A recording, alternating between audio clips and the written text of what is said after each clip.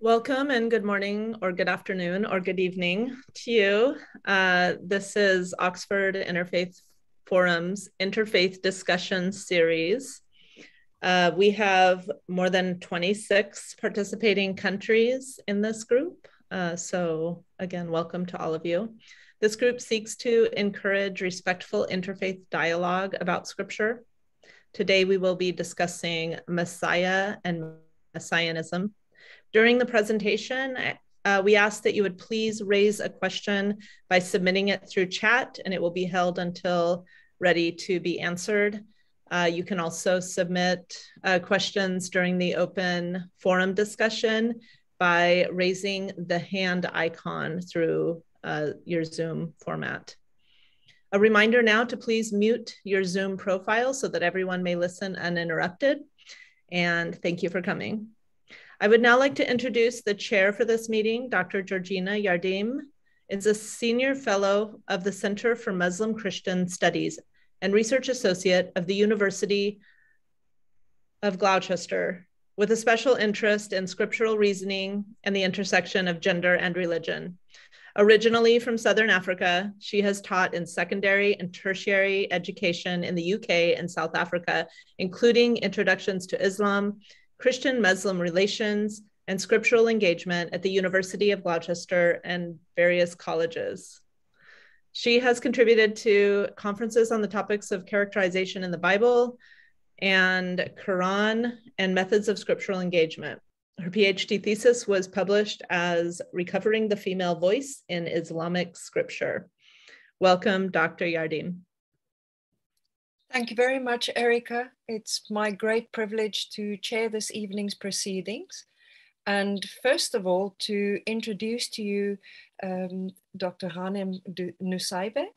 Ghanem was born in Jerusalem to a Muslim family, and he completed his school and university education in Britain, where he currently lives. He's been active in interfaith work from childhood, and his family are custodians of the Church of the Holy Sepulchre in Jerusalem.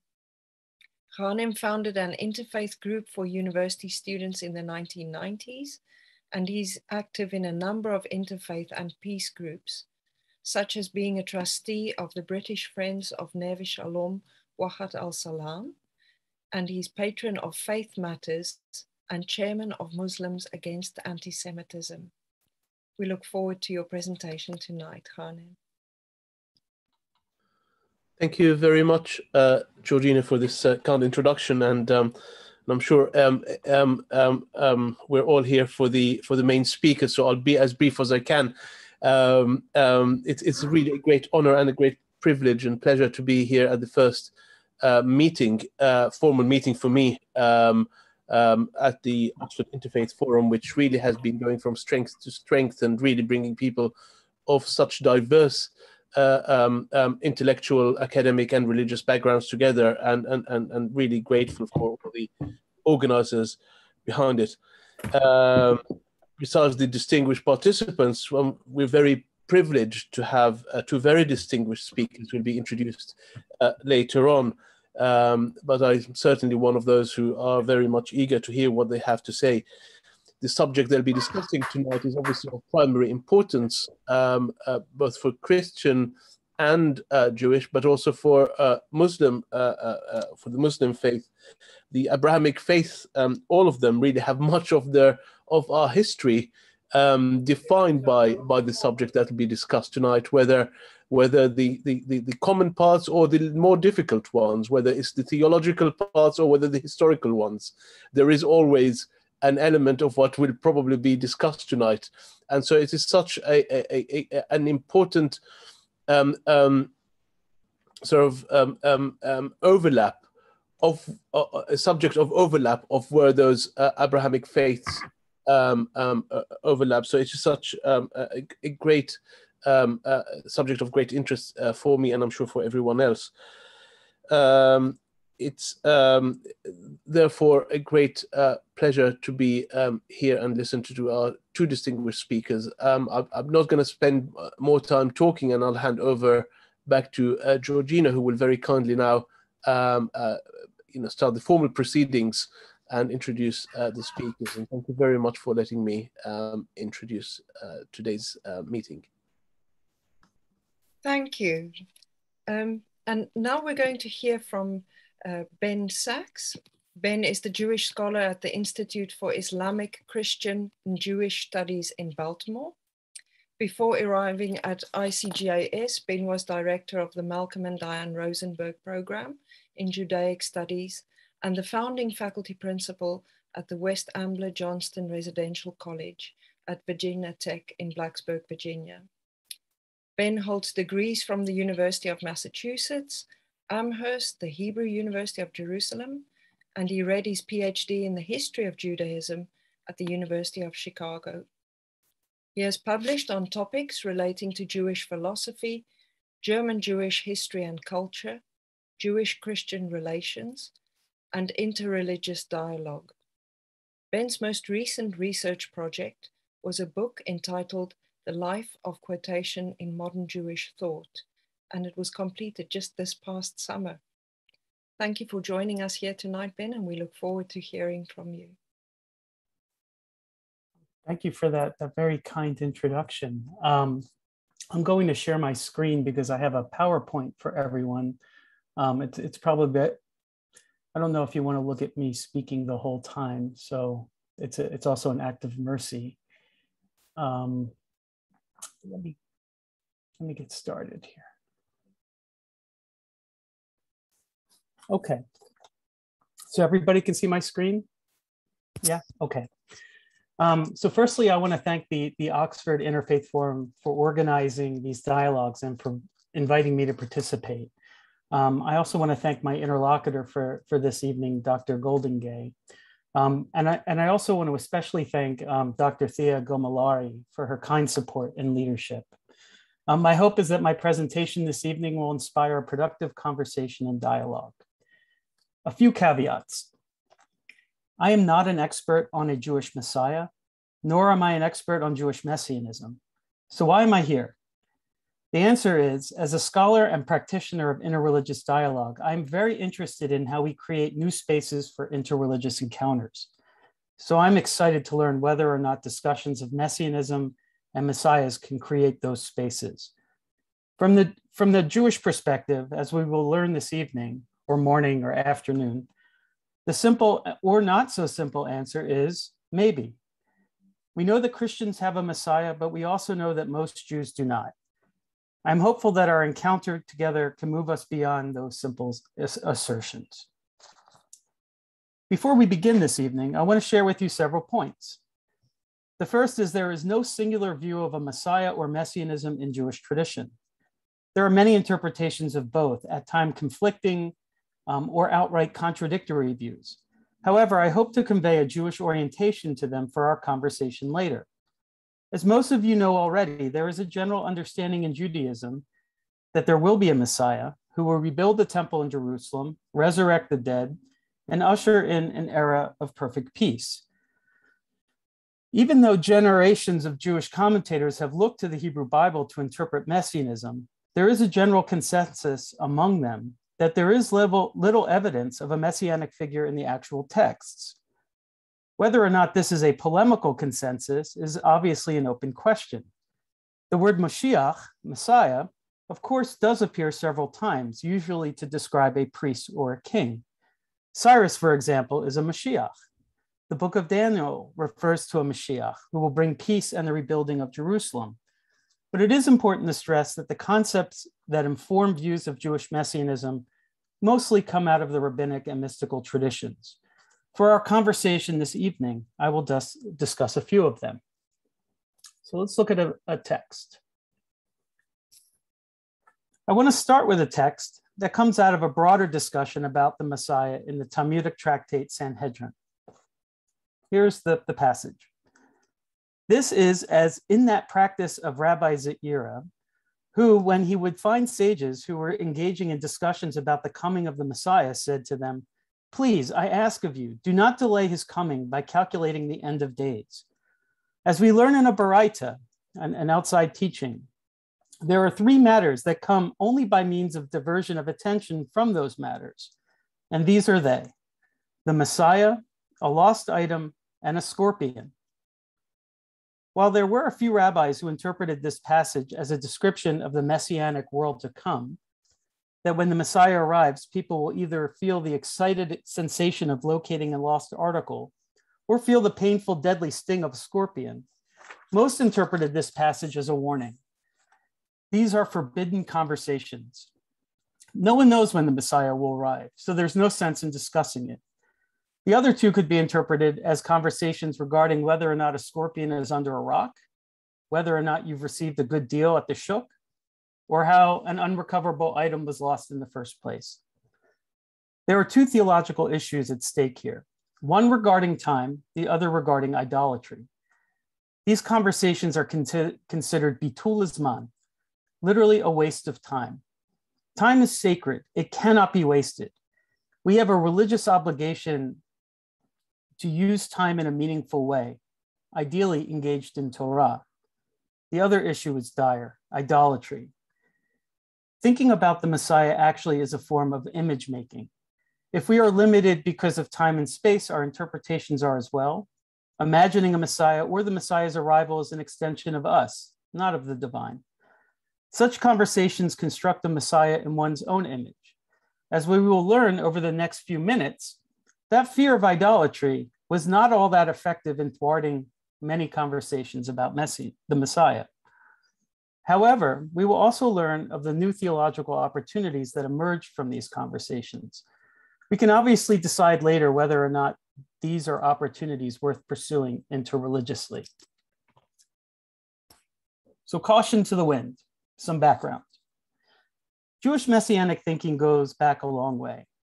In the 2nd century, for example, during the Bar Kokhba revolts against Rome, the great Rabbi Akiva calculated that the end of days was imminent and renamed the rebel Bar Kokhba, Bar Kokhba, son of the star, as a fulfillment of the Messianic prophecy described in the book of Numbers, as you see on your screen.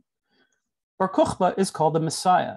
We know that Jewish messiahs popped up here and there over the centuries.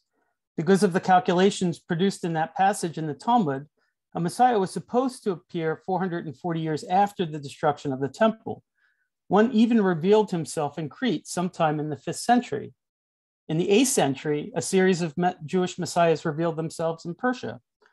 And of course, a well-known messiah revealed himself in Yemen during the 12th century, which inspired Maimonides' famous epistle to the Jewish community there.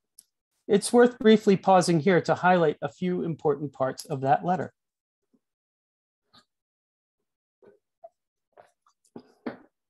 Maimonides wanted to reassure his co-religionists that they followed the correct path.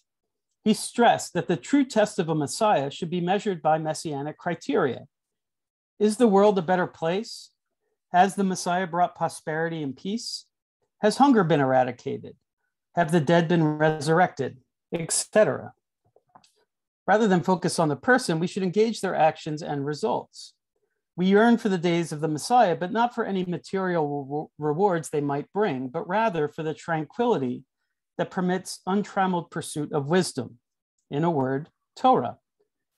A few hundred years later, on the 3rd Shabbat after Passover in 1452, in the Castilian town of Segovia, Yosef ibn Shem Tov drew from the work of Maimonides to polemicize against Christians, more particularly against their Messiah, Jesus. In the case of a false prophet, it is necessary to judge the truth of prophecy and to know the criteria of prophetic status. The chief of these is that the person must possess intellectual perfection in that the various branches of knowledge, ethical perfection in his conduct, and perfection in the creative power of imagination. This determination is extremely difficult. The intellectual powers of the self-proclaimed prophet may well be inadequate. Such was the case with this man and his disciples. They made errors in biblical verses that even school children could understand. Their words reveal many serious and monumental mistakes.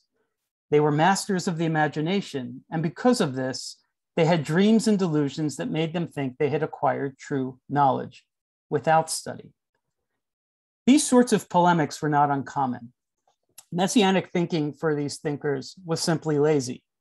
Messianic calculations were considered narcissistic, but worse, in Maimonidean terms, they were idolatrous. Yet only a couple hundred years later, something changed. Jews and Christians started to work together in their hopes to bring Messianic redemption.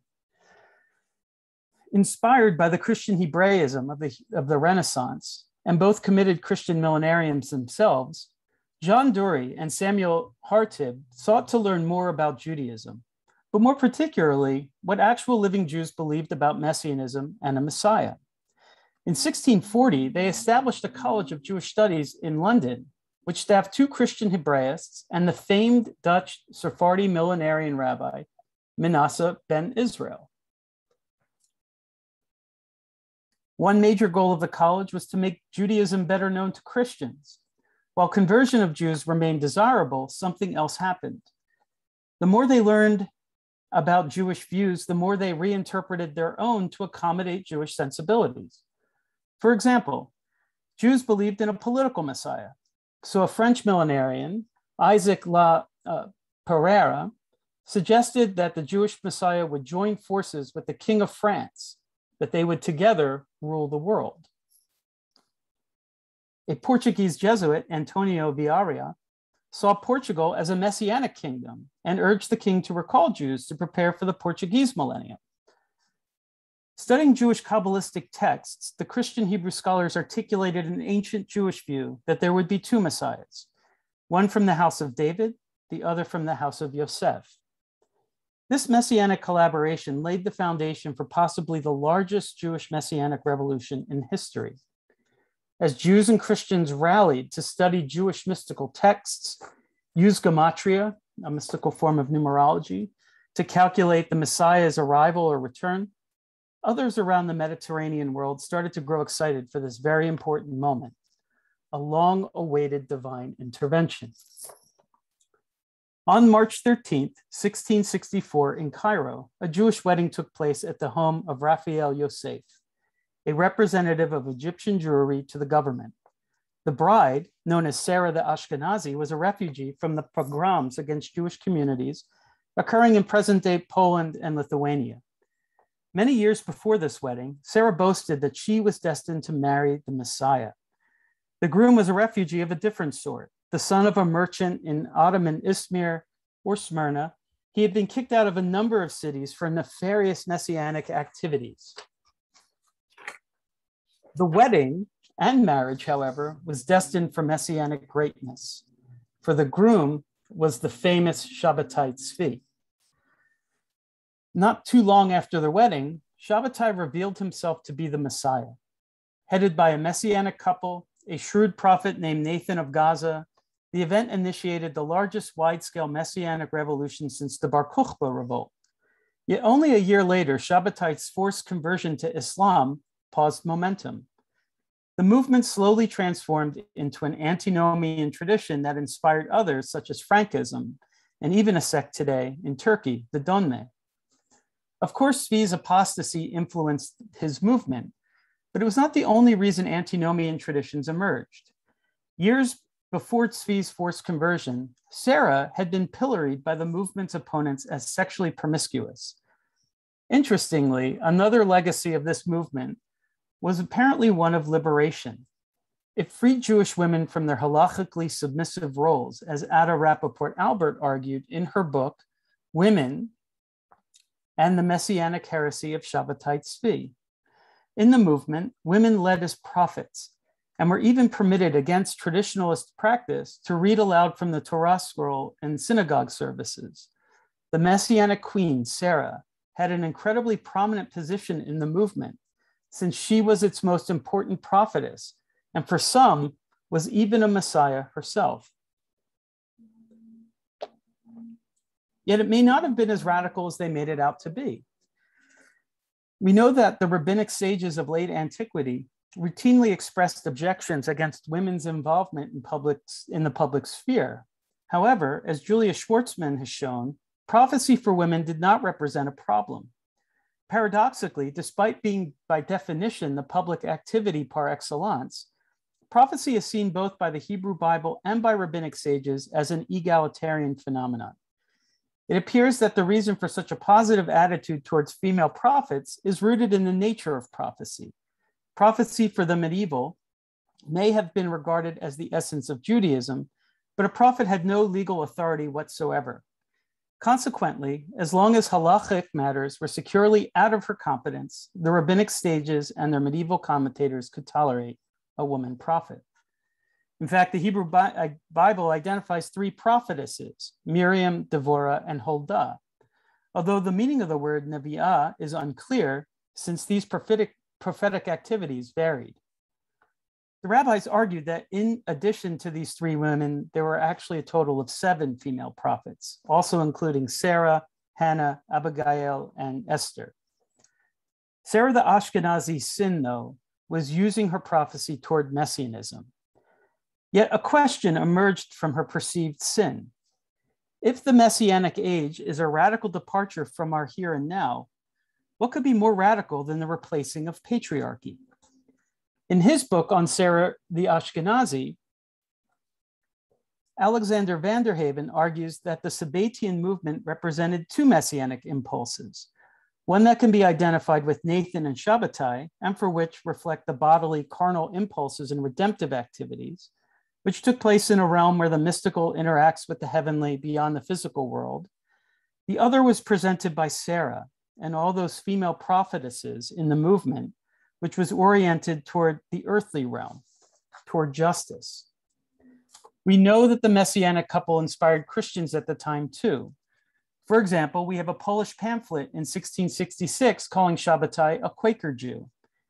Harry Oldenburg, the secretary of the Royal Society of England, was so concerned about the Christian excitement over Shabbatai Tzvi that he wrote to his friend, the philosopher Baruch Spinoza, to find out if the Jewish Messiah had in fact arrived, since it would make quite a difference in worldly affairs. Sadly, we don't have Spinoza's answer. We do know that Tzvi's conversion to Islam did very little to change the opinions of many of his followers. There is a Jewish mystical tradition that in each generation a Messiah is born, but will not reveal oneself until the generation is ready. Famously, the Kabbalist Abraham Cardozo challenged a leading intellectual of the Amsterdam Jewish community, Orobio de Castro, a former follower of Tzvi, that if he did not believe that anyone could be the Messiah, including Tzvi, or even Sarah, then he doesn't believe in a Messiah, period. Some final thoughts. I want to conclude on Cardozo's point. I wonder if anyone can be the Messiah. Why must we continually wait for a man to save us? If so, are we not doomed to the eternal recurrence of the same? I raise the question because I do think the very possibility of a female Messiah in Jewish tradition could serve as an important new platform for interreligious dialogue. Sarah's story would be very important in this context. I also wonder how things unfold from here. I know that my dialogical interlocutors are not mere bibliophilic tourists who consume the literary and theological works of Jews and of Judaism because of a fleeting curiosity or even out of an anthropological voyeurism. In the theological and even cultural expressions of Jews, one may encounter glimpses, perhaps even testimonies, of a universality, of the virtue of humility, of remaining within the limits of our knowledge and respecting the hidden ways of divine providence. I'm afraid, though, that humility in this instance only evokes a sense of mystery, though seemingly with an apophatic quality. If I may quote the work of Catherine Corneille here, any possibility of change or growth in interreligious dialogue presupposes recognition of one's own imperfection and fallibility. In a dialogue around Messianism, we can orient around the divine mystery, a mystery, it seems, about the aporia of separate divine covenants, for millennia interpreted without an interreligious humility, but ultimately expressing an ambiguous eschatology, to the point that any theological ruminations about it results in mere asymptotic endeavors, forever to be pushed into an immediate or distant future unanswered. So if we do not know what we are working for in the end, how do we discuss ways forward together? Of course, Jews might be tempted to cite Pirkei Avot here. It is not your duty to finish the work, but neither are you at liberty to neglect it. But I also want us to consider these new ways to perform this work together. Otherwise, I'm afraid we are still in danger of being distracted, as Rabbi Zaira said, by the Messiah, a lost item, and a scorpion. Thank you.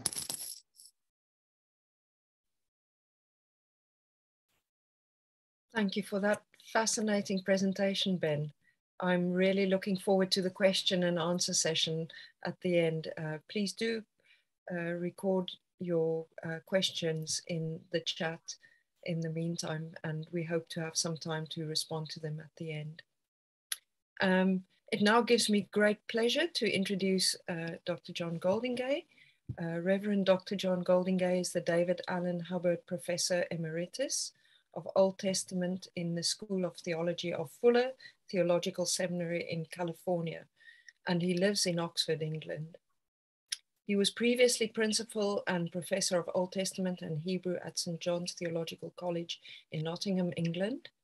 His books include An Introduction to the Old Testament, A Reader's Guide to the Bible, Reading Jesus's Bible, and commentaries on Psalms, Isaiah, and Daniel. He has also authored a biblical theology, the 3-volume Old Testament theology, and the 17-volume Old Testament for Everyone series, and has published a translation of the entire Old Testament called The First Testament, a New Translation.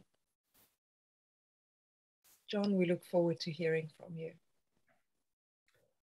Thank you, and thank you to Ben. First, 2 apologies. I'm in a part of Northwest Cyprus where the internet isn't very stable. So I'm going to cut out the video now.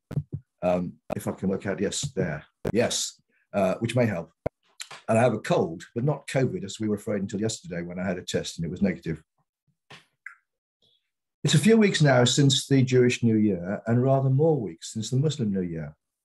And in 2 or 3 weeks, it'll be the Christian New Year, because Christians traditionally start the year at the end of November, beginning of December, with a period of 4 weeks that leads into Christmas. It's a period in which we are looking forward to the coming of the Messiah in 2 senses. We're looking forward to the coming of Jesus that happened 2,000 years ago, and we're looking forward to the second coming of Jesus when he will complete the work that he began then. During these weeks and at Christmas, we read passages from the Jewish scriptures which help us understand the first and the second coming of Jesus. What we'll do now is look at some of these passages and at the way the New Testament reflects them.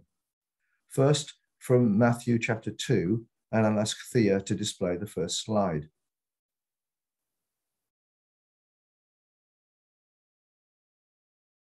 Thank you, yeah.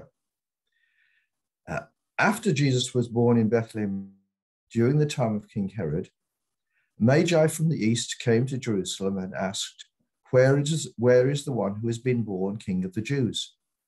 We saw his star when it rose, and we've come to worship him.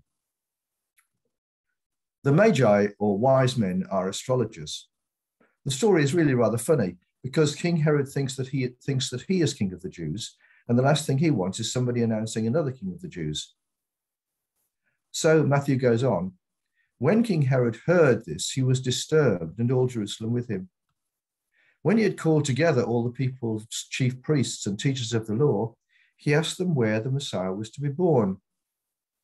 In Bethlehem in Judea, they replied, for this is what the prophet has written. But you, Bethlehem, in the land of Judah, are by no means least among the rulers of Judah, for out of you will come a ruler who will shepherd my people Israel. Matthew is quoting from Micah, a prophet in Judah who was contemporary of Isaiah. And you can see Micah's actual words just below Matthew's words now. There they are. Marshal your troops now, city of troops, for a siege is laid against us. They will strike Israel's ruler on the cheek with a rod. But you, Bethlehem Ephratah, though you are small among the clans of Judah, out of you will come for me one who will be ruler over Israel, whose origins are from of old, from ancient times. There's something else to make people smile there, probably. Micah, you see, came from Moreshet, a little town down the mountains from Jerusalem on the way to the airport, and he has rather a low view of the Jerusalemites and their unfaithfulness. And one suspects he enjoys being able to point out that the ruler who will come one day will not come from their city, which they are so proud of, nor even from Bethlehem, from Hebron or Beersheba, the other big cities, but from little unimportant Bethlehem. Micah doesn't actually say he will be born in Bethlehem, though he will ultimately come from there, because that's where David came from. But when Jesus was actually born in Bethlehem, it was neat for Matthew to be able to apply the prophecy that way. Back in Matthew's version of the prophecy, one can see a more explicit, significant difference in his words. Matthew says, "You are by no means least among the rulers." Micah actually said, "You are small among the clans." The result of Jesus being born in Bethlehem was indeed that Bethlehem was no longer small. It was by no means least. And Matthew adapts the quotation in light of that in midrashic fashion. I'm going to move on now to another passage in Matthew. Sophia, will you display Matthew 1? One extraordinary thing about Jesus, Matthew says, is that his mother gave birth to him without having had sex with anyone. This is how the birth of Jesus the Messiah came about, Matthew says. One opening comment that also applies to the other passages that we'll look at, and that matches something that Ben just said. When the prophets are talking about a coming ruler, which, as Ben said, they don't do as often as you might have thought, or as Christians often think, they themselves don't use the word Messiah, Mashiach. The word Messiah means anointed one, and it always refers to an anointed king or an anointed priest in the present. The word Messiah came to apply to a future ruler only in the Second Temple period, when there was no current Messiah, and people therefore looked forward to God bringing one in the future. In the prophet's time, people had what we might call a messianic hope, but they didn't call it a messianic hope.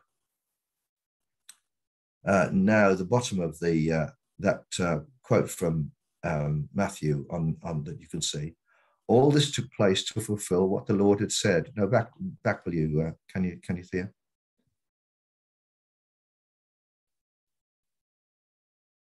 Doesn't matter if not. Oh yeah, the very bottom of there. All this took place to fulfill what the Lord had said through the prophet. The virgin will conceive and give birth to a son, and they will call him Immanuel, which means God is with us. Now, the Isaiah passage. Now you can go down there. It's a time of crisis in Jerusalem, and the Lord wants to encourage King Ahaz to trust in him. So here in that quote, the bottom half of the Isaiah 7 quote, the Lord spoke to Ahaz, "Ask a sign from the Lord your God, make it as deep as the grave or as high as heaven." But Ahaz said, "I won't ask, I won't test the Lord." Then Isaiah said, "Listen, house of David, isn't it enough for you to be tiresome for people that you are? Isn't it enough for you to be tiresome for people that you are also tiresome before my God? Therefore the Lord will give you a sign, whether you like it or not. The young woman is pregnant and is about to give birth to a son, and she will name him Immanuel." It's obviously a trickier passage, which is why I dealt with the marker one first. The more traditional translations of Isaiah have "a virgin will conceive," which suits Matthew very well, because he can then link the prophecy with Jesus being actually born of a virgin. But I assume that Isaiah wasn't talking about a girl who would still be a virgin when she conceived, and he wasn't talking about a girl who would have a baby in 700 years' time. He was talking about a girl who was a virgin now, but who will get married and conceive and have a baby, and by that time, the present crisis will be history, and she'll be able to call her baby Immanuel. God is with us, because God has just demonstrated that he is with us. But the version on the screen is from the Common English Bible, which I think has the best translation of the tricky words. The noun needn't indicate a virgin, just a girl, and the verb is a participle. So the Lord is talking about a girl who is pregnant now, and by the time she has her baby, the Lord will have done his act of rescue. And it's just possible maybe then that the girl is a wife of Ahaz, and the baby will be Hezekiah, who will be a kind of Messiah. But whatever actually Isaiah meant, Matthew is then applying it to Jesus. And in Isaiah and in Matthew, the Lord's closing words are maybe the most important ones. what will happen will show that God is with us. You've got then one more passage from Isaiah chapter 9. In Advent every year, there is a festival of 9 lessons and carols at King's College, Cambridge. And since it was introduced there, many churches have their own version. And one of the standard lessons is the passage from Isaiah 9. And you can see why if you jump down to, no, you can't, because the next slide, please, Thea. No, it isn't. Perhaps we've lost it. Anyway, towards the end of that Isaiah 9 passage, it says, a child is born to us. Oh, yeah. Can you slide it? Will it go down? Does it go down a bit further? Never mind. There are some familiar words that follow. Yes, it is. It's coming up. I can see it coming. It's just like waiting for the Messiah. Keep going, Thea. A child is born to us, a son is given us, and authority will be on his shoulders. He will be named Wonderful Counselor, Mighty God, Eternal Father, Prince of Peace. There will be vast authority and endless peace for David's throne and for his kingdom, establishing and sustaining it with justice and righteousness now and forever. A child is born to us, a son is given to us. It's a gift passage to apply to Jesus, if you believe that Jesus is the Messiah. But the odd thing is that the New Testament doesn't quote it. Yet in a way it was appropriate that it didn't, because the last line is then troublesome. Jesus did not bring in a reign of peace and justice and righteousness. And that shows that when we as Christians say that Jesus is the Messiah, we have to bear in mind that the hope of Advent remains a hope, and that we look forward to Jesus' returning to bring to completion the work he's begun. Now, 2 other passages from Matthew. Go on then, Thea, to Matthew 11. That's the one, yeah, that's right, that's fine. Now, when John the Baptizer, heard in prison about the things that the Christ, the Messiah, was doing, he sent word to his disciples. He sent word by his disciples to Jesus, asking, "Are you the one who is to come, or should we look for another?" You can't blame John for being a bit confused. In effect, he has been proclaiming that Jesus is the Messiah, but things are not turning out the way you would expect if this was so. Jesus sends a message back to him. Go report to John what you hear and see. Those who are blind and are able to see. Those who are crippled are walking. People with skin diseases are cleansed. Those who are deaf now hear. Those who are dead are raised up. The poor have the good news preached to them. Happy are those who don't stumble and fall because of me. The interesting thing about that list of things that Jesus has been doing is that none of them are things that the Messiah was supposed to do. Some of them are things the scriptures said that God would do. None of them are things that the scriptures said the coming king would do. In effect, Jesus says, look at what I've been doing, not at what I've not been doing. Then finally, in the last passage from Matthew 16, Jesus asks his disciples, who do people say the Son of Man is? They replied, some say John the Baptist, others Elijah, still others Jeremiah or one of the prophets. He said, and what about you? Who do you say that I am? Simon Peter said, you are the Messiah, the Son of the living God. Then Jesus replied, happy are you, Simon, son of Jonah, because no human has shown this to you. Rather, my Father who is in heaven has shown you. Then he ordered the disciples not to tell anybody that he was the Messiah. Excuse me, that doesn't make sense. He's the Messiah and people are to keep it a secret. But the rationale comes in what Matthew says next. From that time, Jesus began to show his disciples that he had to go to Jerusalem and suffer many things from the elders, chief priests, and legal experts, and that he had to be killed and raised on the third day. The idea of the Messiah suffering, being killed, and then being raised from death also wasn't part of the idea of being the Messiah. To put it another way, as Christians see it, Jesus is the Messiah, but he's also a prophet like Jeremiah who gets attacked. Or he's like the servant figure in Isaiah 53 who gets martyred or nearly gets martyred, and yet then gets restored to full life and vindicated. And this presumably relates to the way Jesus asks the question that he puts to the disciples, because he asks them, who do people say the Son of Man is? It's a puzzling expression, Son of Man, but it's Jesus' distinctive way of describing himself. And it might not bring with it such a clear set of expectations and assumptions as the word Messiah. So when Christians say that Jesus is the Messiah, we're saying that he is indeed the one through whom God's purpose was being effected in the world, and through whom God's purpose will be effected. But the idea of his being the Messiah has to be nuanced quite a bit when you apply it to him. Thank you.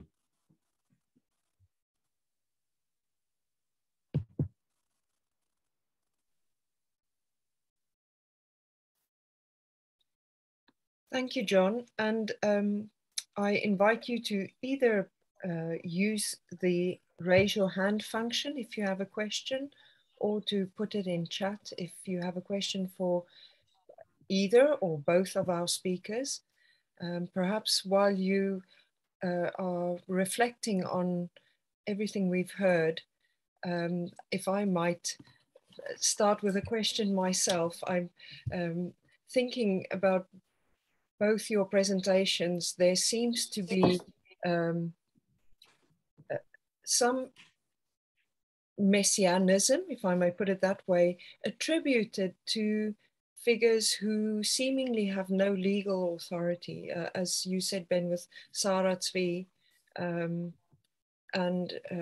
with Jesus being born in a marginal or not place in Bethlehem. I wondered whether you could reflect a little bit on that relation of the Messiah and the idea of being on the margins of society, both Ben and John. John, perhaps if you want to go first.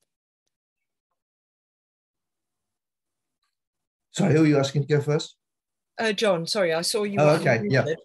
That's an interesting comment. I hadn't thought of that. I think that it obviously coheres with what I was saying towards the end, because at least in theory, the Messiah who was to be on the throne of David sounds like somebody who is not marginal, who is kind of at the center of the official structure of things, but precisely by the way in which the idea of Messiah gets nuanced by those other things that Jesus says and those other ways of looking at him, complicate things in the direction that you're talking about. Yes, that's an interesting comment. Thank you. Well, firstly, I want to thank John for his presentation. I thought it was very lovely, and I took a lot of notes for questions for later. In terms of the marginalization of the Messiah, I think that actually inbuilt into the Hebrew Bible is this way in which we orient around people, whether they're Messianic or not. So, for instance, you have the phrase that you need to love the stranger, or treat the stranger with respect. But the word ger is important in this sense, because before we even have that law or that phrase, in Genesis, we have Sarah, the matriarch, exiling Hagar, the other wife of Abraham, and a really striking difference. It's an Israelite exiling an Egyptian.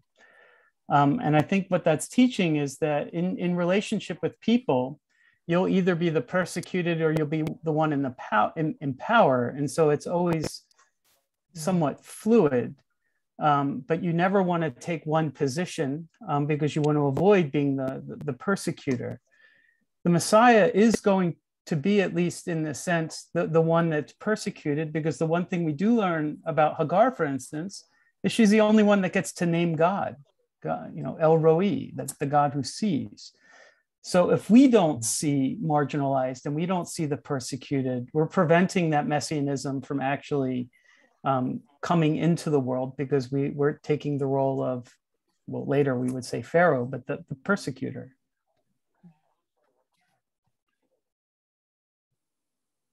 That's reminded me of something else, that of course the idea of having a king and therefore having a Messiah wasn't God's idea anyway. It was the Israelites said, we want to have a king like everybody else. And God said, oh, okay then. And it's because of God's adapting to the human desire for structures and so on, that the idea of a king and therefore the idea of a Messiah came about.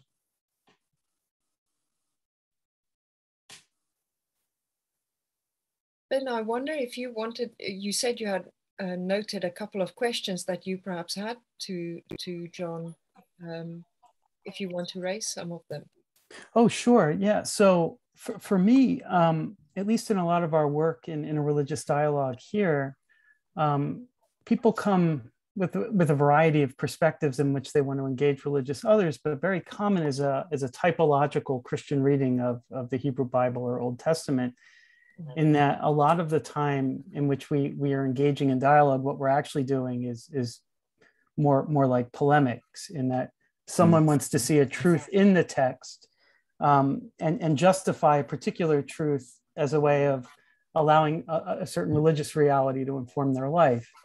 Your reading came to it very differently, in that it's actually allowing for two different orientations to scripture that I think actually gives dignity to the Jewish tradition in a way that some others might not give. And so I was wondering, in your experience in teaching, how is this received in Christian communities? And is that orientation becoming more prevalent with Christian thinkers and practitioners? Oh, I get in a lot of trouble is the answer. I mean, I think for students, the students have been prevalent in the church as a kind of understanding, particularly of the relationship between prophecy and fulfillment in Jesus. That I think is well, isn't actually, doesn't correspond, as I implied in things that I said, to the meaning of the Old Testament and the prophets in particular itself. And I think when I try to say the kind of things that I said in that talk, say to students, it can feel imperiling to their faith in Jesus. I don't think it needs to be, because to understand, I think this goes back to, well, it goes back to nearly 2,000 years, because in that same period during which where you started with in the Bar Kokhba era, the likes of Justin Martyr was saying, we're emphasizing the idea that you prove that Jesus is the Messiah by means of prophecy, which is not really a very New Testament idea. That Matthew wasn't just trying to prove to anybody that Jesus was the Messiah. He was himself a believer in Jesus, who was writing to believers in Jesus. And he was trying to help them understand what that meant, not to prove it, but to understand it. And I think my aim is certainly to help people to see how an understanding of the Jewish scriptures can help us understand who Jesus was and what the nature of Christian faith is. But I'm weird, and I wouldn't like to suggest that that's more prevalent than it might have been in the past.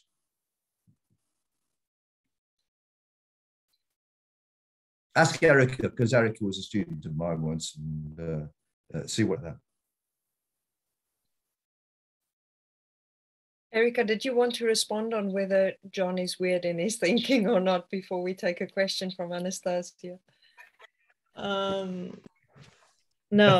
well, yes, I think students, I was John's TA for 5 you or muted, 6 Erica. years. Oh. I can hear you. No, I'm good. I was a teacher's assistant at Fuller Seminary for John for 5 or 6 years. And I think there were a lot of students who found him unusual, but I think it took a lot of evangelical American Christian students out of their comfort zone enough to read the Bible from a different perspective. So I think that's helpful. Yeah, thank you. Thank you. We have a question from Anastasia Fuentes. Have either of you, this is to Ben and John, have either of you noticed patterns in particular historical and political events alongside surges in claims or searches for messianic figures. Are there any contemporary situations that parallel some of those historic examples? And then she adds in brackets, I'm wondering in particular about locally famous faith healers or other kinds of charismatic leadership.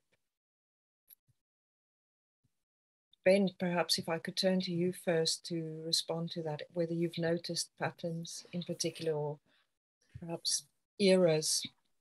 Yeah. So I can't speak confidently to patterns, but I do think that when you have shifts in paradigm, there is a desire to go back to an imagined past. So in the moves from like religion to nationalism in the 19th century, there are these needs to look to people who can save us and bring us back to a place where in truth we never were, but always imagined ourselves to be. And so I look at these patterns and look at economics, changes in the religion, and figures that emerge in a salvific manner.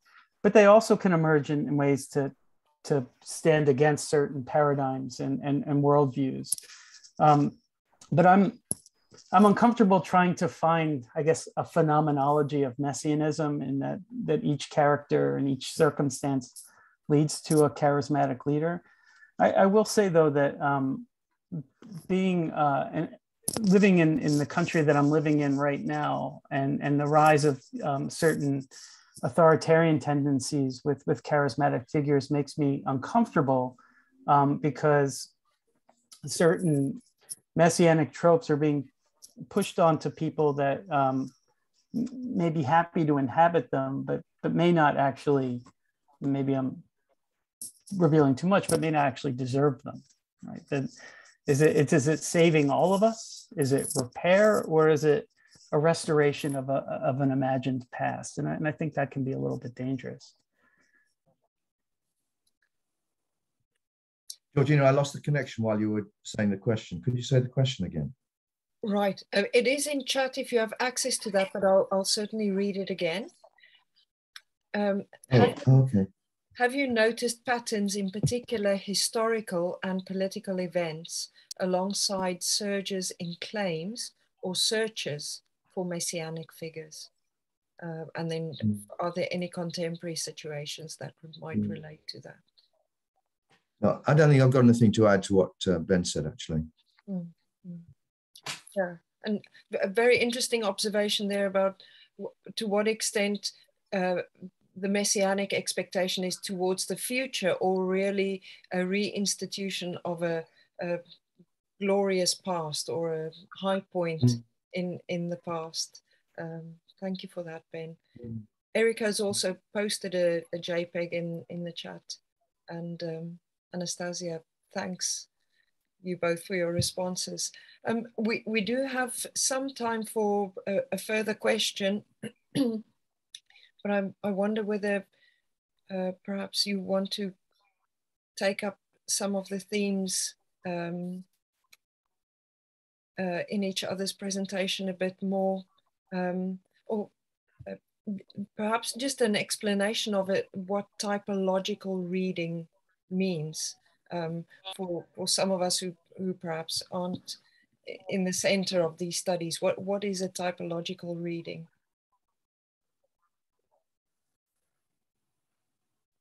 Do you want us both to answer? I didn't say typological. Did you say typological, Ben? Yes, Ben. Used the term typological. In having, it's sort of already having the fulfillment of scripture in the present and reading that backwards as prophecy, and so you have those kinds of conversations in polemics. But even those that bring those types of readings into dialogical spaces become uncomfortable when not everybody shares, the basic interpretations of the text or what's assumed to come out of it naturally. I think that's. But I actually think John's in a much better position to give a definition of that. I'm not a Bible scholar. what in biblical studies people usually mean by typology, I think, is that, for instance, well, Paul talks about a comparison and contrast between Adam and between Abraham. Between Adam and Christ. That Adam had an effect on the world of a certain kind, and then Christ has an effect on the world of a certain kind, and that there is this that Adam is the type and Christ is the antitype, but also that for instance that Melchizedek as a priest was a type of Christ. Christ is then the antitype. I think it's I don't find that way of thinking about it very particularly helpful myself, but it is very common in Christian circles. I think it is worth seeing, as Ben said, that although people tend to think that that the movement is from type to antitype, it's actually the other way around. Rather like it often is with prophecy. That is, people are able to understand more what Jesus is about and what, in Christian terms, salvation is about by thinking about something that was a kind of anticipation of it. The danger is that you lose the importance of the thing that was the type, and that's one of the reasons, I guess, why I'm not enthusiastic about typology, because, as with a lot of interpretation of prophecy, you lose the actual meaning of the Hebrew scriptures, which I take to be God's book, and you lose the meaning of it by reading something else into it. Thank you. Erica, I see you have your hand up, but just before you start your question, we have a very interesting comment from Ian Finley in the chat on your opening remark, Ben. I wonder if the rabbinic quote could be interpreted simply as if you look too hard for something, you may not find it. Lost objects, scorpions and messiahs, are found when you least expect them. Yeah, no, I think that's a lovely reading. Thank you. Erica, to your question. Yes, thank you. I'm teaching a course at the University of Oregon on cinematic religion. We're looking at portrayals of God in film, and we spent a week on looking at portrayals of Messiah figures, specifically Jesus, in film and TV series. And it was really interesting in a secular context to go through how Jesus is portrayed in film and TV series. Some recent examples are Jesus of Montreal, where an actor dies and actually kind of lives out the persona of Christ, and he's also playing Christ in a live play. It's a Canadian film. We also looked at the series Black Jesus, which is a pot-smoking hippie Jesus hanging out in Compton with his little like kind of gang, trying to teach them about love and prayer. And one of the things that the students really picked up on was how relatable Jesus was and how humanized Jesus was. And even in the 2018 film Mary Magdalene, which is on Netflix, we see a Jesus who's very intimate and very relational. And just 2 weeks before, we looked at portrayals of God, who was very lazy and distant and nihilistic and even fatalistic, to the point of not wanting to deal with humans anymore. And I found it really interesting to see how modern culture is portraying Jesus as this lovable mentor and prophet and figure, where at the same time we're portraying this monotheistic God. Steve Buscemi portrays God in a show called Miracle Workers on HBO as this just lazy, spoiled youngest child who's ready to blow up the earth and give up on humans, for example, which is one of probably the most recent portrayal of God I think we looked at. There's also the Brand New Testament, which is a Belgian film. So I just thought that was really interesting. Jesus isn't the political figure that people in biblical scholarship, we always talk about the expectation for Jesus to be the political figure. And I posted that JPEG, which I just recently saw online, of Jesus wearing a Make America Great Again hat and carrying an American flag, where it seems like there is a evangelical contingent in the US looking at Jesus to be a political figurehead. just the contrast of that with the film cinematic representations of Jesus. It's just more of a comment, but just throwing it out there. Would love some thoughts. We taught some film at our institute. And I think what I found was interesting is people's relationship to their culture determines how they're reading their texts in ways that actually shock them. So we watched the movie, the Exodus movie years ago, with like Moses as a classic American hero, right, rising up, and very little of it is actually coming out of the text. But it's a pretty spectacular movie. And then we also watched the Noah movie by Darren Aronofsky, and everyone was frustrated. Not everyone, but most people were frustrated. This isn't biblical. This seems odd. And the truth is that actually was much closer to the story and some of the traditions. And so it was a case of be careful what you wish for. You want a really biblical movie, but when one is presented to you, it's alienating. But I also think that's a good sign, because it's not something that we should have to control at every moment. These scriptures, we have to relate to them, be just as confused and inspired by them simultaneously. So if a movie could do that, then I'm not in a position of saying what's a good or bad movie, but I guess an effective movie.